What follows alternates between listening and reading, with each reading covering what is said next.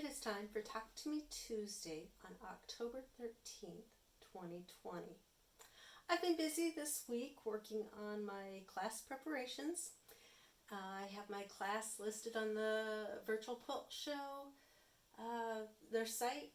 I don't know when that will become active for people to look at, but my pattern's there, my class is listed. I still need to, I believe, submit a photo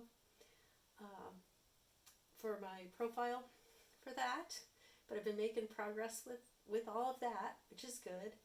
I've been doing my class prep sample work and working on my PowerPoint for that.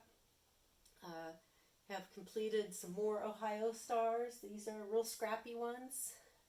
Over here I still have corners to cut out, but I have more samples.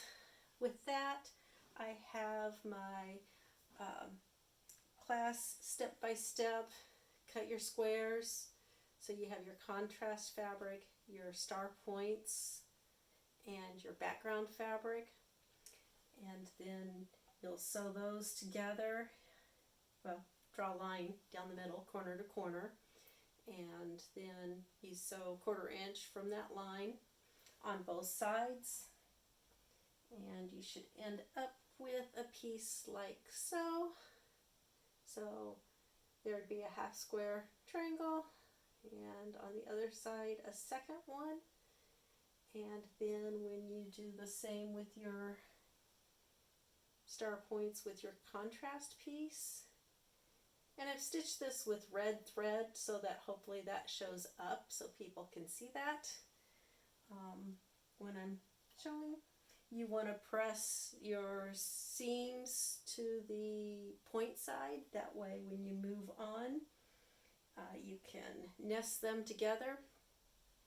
And again, on the background side, draw a line corner to corner, and then stitch a 1/4 inch from that line, and when you open it up you will have your hourglass piece. And then I have a couple ways of showing how to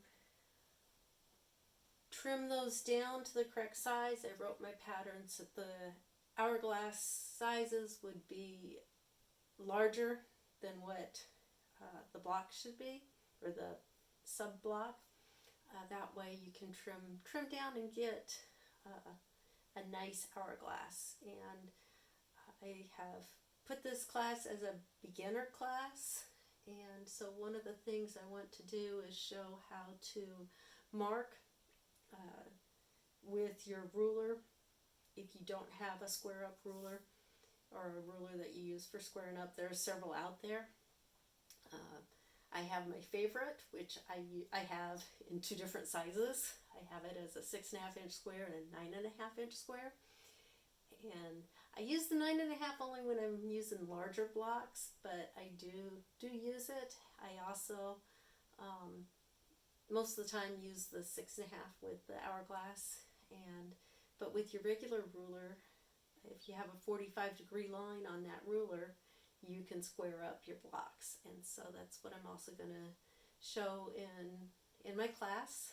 That way I know beginners don't have all the tools to begin with. I don't, even though I've been quilting for 30 years plus. I have just recently been gifted like a real long ruler, and so I'm excited to get to use that. And that comes in handy when cutting these large setting triangles, because this square for the setting triangles is larger than my largest square ruler. It is a large square ruler that I use for cutting out t-shirts is a 20.5 inch, and these squares are cut 21.5 and then cut corner to corner.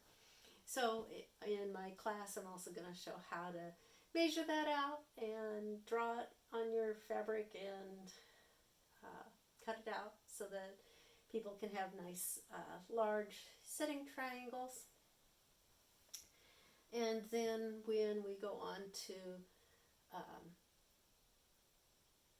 after I explain that, and go on to assembling the blocks, because it's Ohio Star. It's a basic 9-patch, which I love to break blocks down. Is it a 4-patch? Is it a 9-patch?